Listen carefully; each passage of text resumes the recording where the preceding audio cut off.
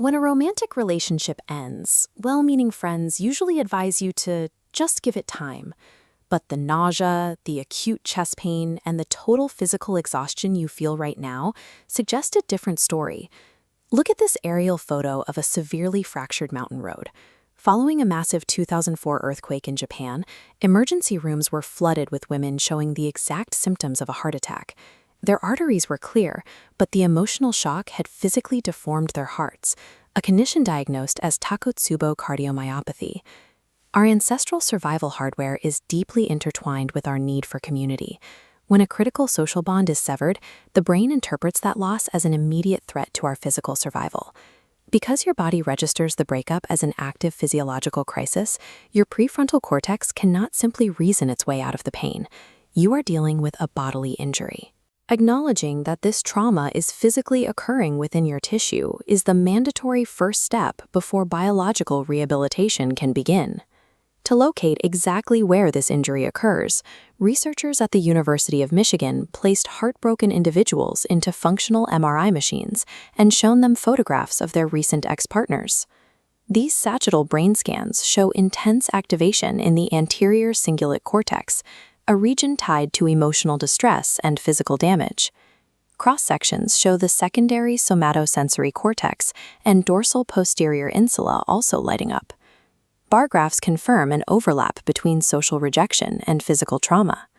Your central nervous system's hardware makes zero distinction between social rejection and a spilled cup of boiling coffee. Healing this requires a clinical physical therapy protocol. Phase 1 of this rehab protocol is acute care. The immediate objective is to halt your autonomic nervous system's ongoing panic response. Post-breakup, your body floods with a massive spike of cortisol, locking you into a sympathetic fight-or-flight state. But the vagus nerve acts as your biology's brake pedal. It branches from the brainstem through the lungs, heart, and digestive organs to control parasympathetic safety. You can manually operate this brake pedal using the physiological sigh, a technique involving 2 quick inhales through the nose, followed by a single long exhale through the mouth.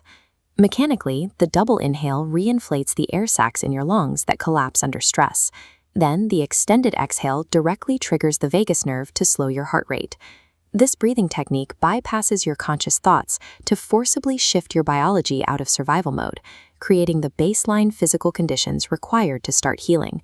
Once the acute panic is stabilized, you move to phase 2, managing the severe chemical withdrawal. The sudden loss of a romantic partner triggers a devastating drop in oxytocin. This chemical functions as the brain's natural bonding agent, but it also acts as a primary biological painkiller. To intervene in this withdrawal process, you can apply deep pressure stimulation directly to your cutaneous sensory nerves. You can achieve this pressure by sleeping under a weighted blanket, about 12% of your weight, engaging in safe physical touch, or even holding an animal. Looking at this anatomical map, that physical pressure activates a specific pathway, tachykinin 1 neurons originating from the periaqueductal gray. At the top of the pathway, those neurons project directly into the hypothalamus. This forces the release of new oxytocin to soothe the withdrawal system. By intentionally utilizing sensory stimulation, you can manually administer biological painkillers, stabilizing your neurochemistry without relying on an outside source. Phase 3 of the protocol focuses on long-term strengthening, relying on the mechanics of neuroplasticity. Research by science journalist Florence Williams demonstrates that falling in love permanently alters the physical structure of your brain. When that bond is severed, it leaves literal neurological scars. Grief is a highly concentrated physiological emotion attached to memories that no longer have a physical outlet. Look closely at this neural network.